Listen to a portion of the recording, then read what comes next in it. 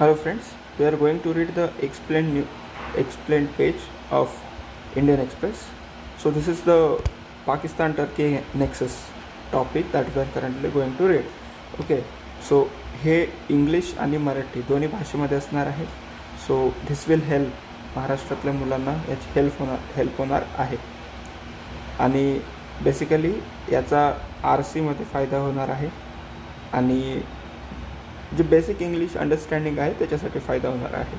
So कशा प्रकारे English वाचायची, न्यूजपेपर कसे वाचायचे, इंग्लिश बुक्स कसे वाचायचे, ह्या सगळ्याबद्दल आपण आत्ता बघणार आहोत.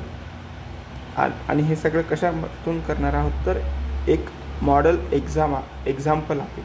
हे जे न्यूजपेपर रीडिंग आहे हे एक एक्झाम्पल आहे तुमच्यासमोर की अशा प्रकारे आपण न्यूजपेपर रीडिंग करू शकतो. ओके, आता हे टॉपिक आपण का घेतो आहे, लाईक एक्सप्लेन का घेतो आहे किंवा हे पेज आपण कशासाठी घेतो तर इकडे जे आहे बाकीचे हे फक्त न्यूज रिपोर्टिंग आहे. हे कोणाचे विचार किंवा ह्याबद्दल, आता जसं की ऑपरेशन सिंदूर, आता ह्या चालू घडामोडी ज्या आहेत त्याच्याबद्दल दिलेलं आहे. किंवा त्याच्यानंतर ऑपरेशन सिंदूरचा अजून एक पेज दिलेला आहे. इथं एडिटोरियल पेज आहे. Definitely we can read this also. Okay, there is no problem of reading this. But these are again the views. Okay, these are again the views of this lady called Anju Gupta. But what we are in, okay, what we want to read is some idea page. Okay, we want to read the ideas page, or we want to read the explain page. Okay, now why are we reading explain? Because आपल्या सगळ्यांना माहिती आहे की पाकिस्तान आणि Turkey यांचे लयच आजकाल जीवाभावाचे नाते बाहेर येत आहेत, प्रेम उतू येतं आहे. पण या पाकिस्तानला, या पाकड्याला हे टर्की मदत का करते, यांची काय यांच्यामध्ये यांची गोलमोलू चालू आहे. सो थोडंफार या गोष्टीबद्दल आपण वाचून घेऊया आणि थोडी आयडिया आपल्याला भेटावी. पण त्यासोबतच आपल्याला इंग्लिश पण इम्प्रूव्ह करता यावी. ओके, सो देशात काय सुरू आहे, जनरल करंट अफेअर्स, त्याच्याबद्दल पण थोडीफार आयडिया मिळणार आहे आणि इंग्लिश पण इम्प्रूव्ह होणार आहे. त्यामुळं आपण हे एक्सप्लेन पेज जे आहे ते रीड करतो. Okay, the Pakistan Turkey nexus, यांचं नेक्सस आहे, यांचं जाळं. नेक्सस म्हणजे काय, जाळं.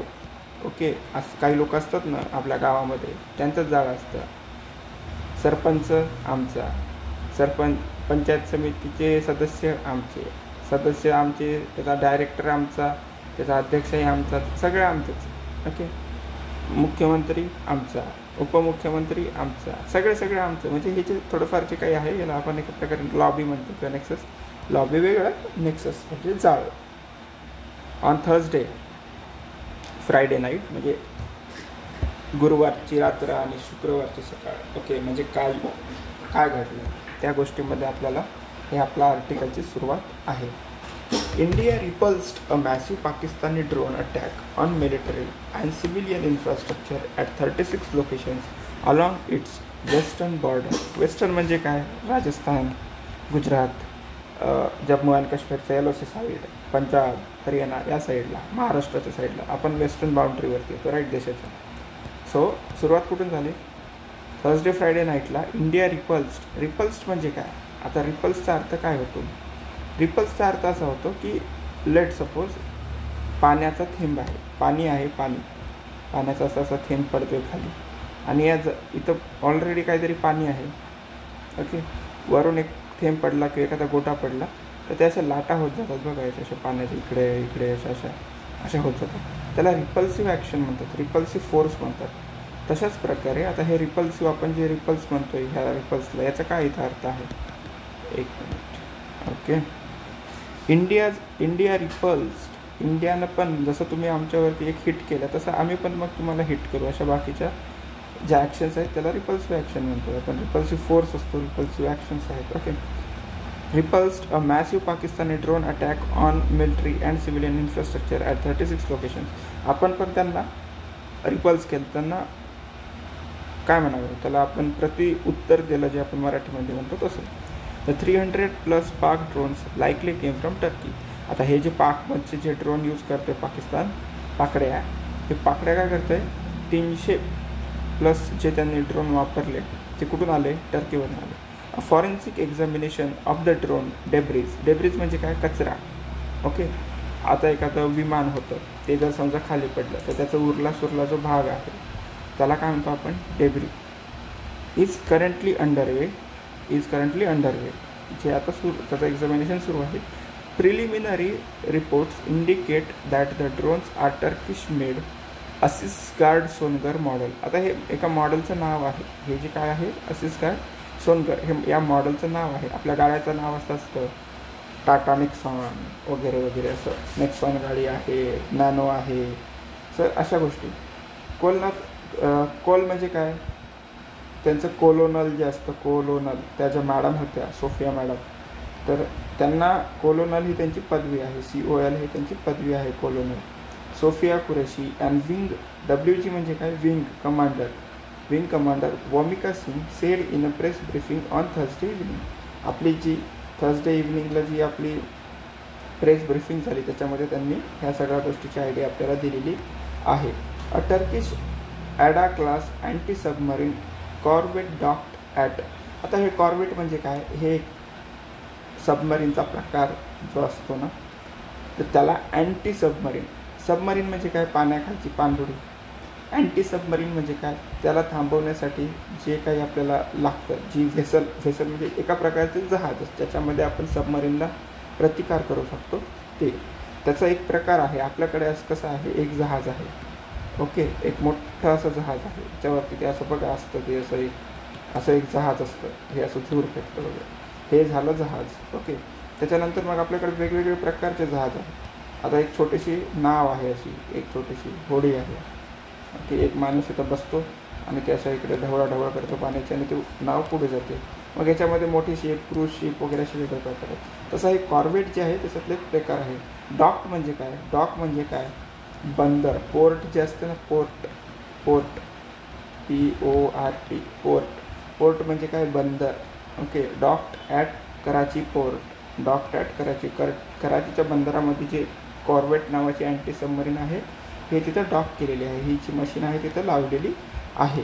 Okay, on May 2 and a Turkish C-130 Hercules military transport aircraft possibly carrying and arms shipment landed at Karachi airport on April 27. Okay, आता इकडे जेव्हा आपल्या या सगळ्या गोष्टी घडत होत्या त्या वेळेला तिकडे 27 एप्रिलला हे दोन गोष्टी म्हणजे एक विमान आणि एक अँटी सबमरीन म्हणजे ते हे जे काय आहे हे सामान घेऊन.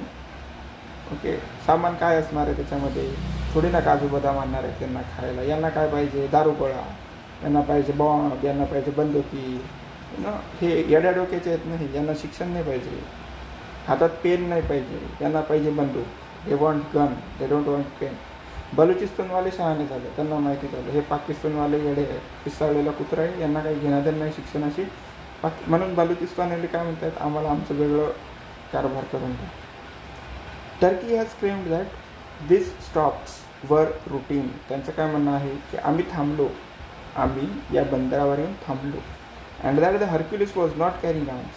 हर्क्युलिस जे विमान आहे that was not carrying arms. Arms म्हणजे काय, दारुगोळा. आर्म्स म्हणजे बंदूक, आर्म्स अँड ॲम्युनिशन, मला काय म्हणतो बंदूक, पॅन्झर, जे काही असतं ते.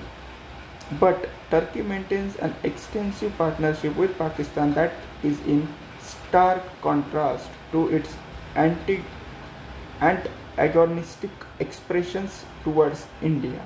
Okay, आणि both rhetorically and substantially.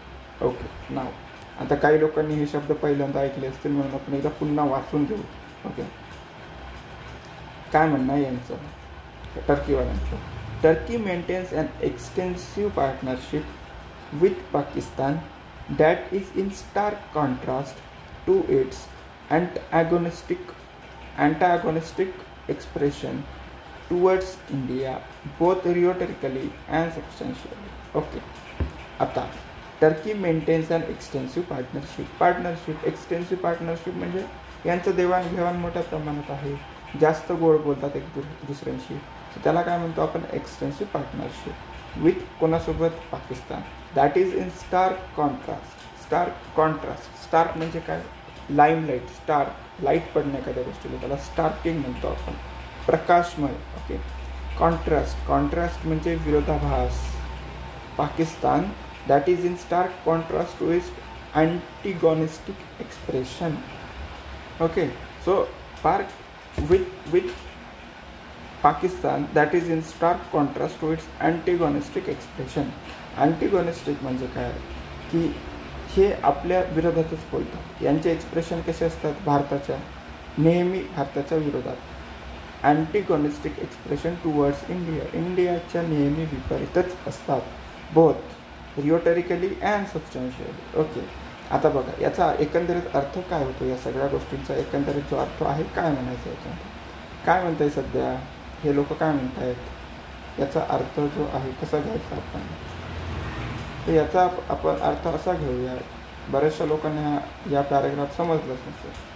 याचा अर्थ काय आहे की टर्कीचं काय म्हणणं आहे, आम्ही नाही बुवा, आम्ही तर जहाज आणलं, आम्ही आमचं एरोप्लेन आणलं, पण त्याच्यामध्ये असं काहीही नव्हतं. आता काहीही नव्हतं यांचं म्हणणं आहे. हे काय दाखवतं आहे, हे विरोधाभास दाखवतं आहे. कशाच्या, इंडियाच्या विरोधात बोलण्याच्या.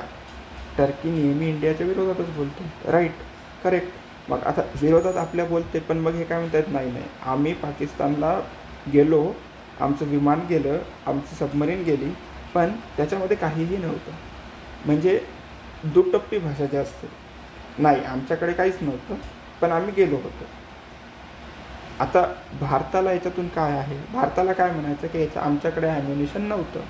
आता हा देश टर्की नेहमी भारताच्या विरोधामध्ये बोलतो आणि तो सध्या म्हणतोय की नाही आमच्याकडे कुठल्याही प्रकारचं याच्या विरोधामध्ये काहीही नाही जे की तुमच्यावरती काम करेल. याला काय म्हणतात, याला म्हणतात मूर्खपणा. ओके, टर्कीलाही समजणं झालं, पाकिस्तानसोबत राहू तेही येडं झालं आता. Okay, next. Turkey was the only Pakistani ally in West Asia to explicitly condemn operation Sindoor. काय म्हणणं आहे यांचं, टर्की काय होता, Turkey is the only country. Turkey एशियामध्ये, वेस्ट एशियामध्ये, असं समजा एशिया असेल तर हा जो भाग आहे इकडला हा झाला वेस्ट एशिया. तर वेस्ट एशियामध्ये टर्की हे एकुलता एक देश होता ज्याने आपण केलेल्या ऑपरेशन सिंदूरच्या विरोधात बोललं, कंडेम केलं. आम्हाला वाईट वाटलं, आम्ही या गोष्टीच्या विरोधात आहोत. एक्सप्लिसिटली कंडेम, एक्सप्लिसिटली म्हणजे एकुलते, यांना थोडंसं काहीतरी वेगळा युनिकनेस असतं. एक्सप्लिसिट म्हणजे लेट सपोज प्रधानमंत्र्यांनी आपल्या जे मुख्य असतील फोर्सेसचे, त्यांना चीफ ऑफ आर्मी आहे, चीफ ऑफ नेव्ही आहे, त्यांना एक्सप्लिसिट पॉवर दिली. एक्सप्लिसिट म्हणजे काहीतरी अशी युनिक पॉवर, जास्तीची पॉवर देऊन टाकली. ओके, तर त्याला काय म्हणतो आपण, एक्सप्लिसिटली कंडेम. आम्ही ते एकुलते एक होते, बाकी कोणी केलं नाही. एक्सप्लिसिटली कंडेम ऑपरेशन सिंधूर, त्यांनी फक्त एकट्याने कंडेम केलं. Other Gulf countries have not only refrained from backing Pakistan but have also shown great sensitivity to India's position on Kashmir. बाकीच्या ज्या कंट्रीज आहेत, कोणत्या, गल्फ म्हणजे काय, सौदी अरेबिया, UAE, हे ज्या कंट्री आहेत ज्याला आपण मुस्लिम कंट्रीज और मुस्लिम डॉमिनेटेड कंट्रीज वगैरे म्हणतो बरेचशा वेळेस, अशा कंट्रीजमध्ये काय आहेत, त्यांनी काय केलं, त्यांनी पाकिस्तानला सपोर्ट केलं नाही. रॅदर त्यांनी तर काय केलं की त्यांनी तर काश्मीरच्या मुद्द्यावरती शांत, हा सेन्सिटिव्ह गोष्ट आहे ना, की त्याच्यावरती त्यांनी कुठेतरी बोलणं टाळलं किंवा शांत राहणं टाळलेलं आहे. India today boast strong ties with Saudi Arabia and UAE. आपल्या UAE सोबत आणि सौदी अरेबियासोबत कशा टाईज आहेत, स्ट्रॉंग टाईज आहेत. टाईज म्हणजे काय, टाय गळ्याला लावायचे टाय ते नाही. टाईज म्हणजे आपले त्यांच्यासोबत नाते चांगले आहेत. Countries that have historically been close to Pakistan. गेल्या 70-75 वर्षामध्ये हे जे देश होते, हे या देशांनी त्यांच्यासोबत पाकिस्तानवाल्यांसोबत जास्त टाई होते.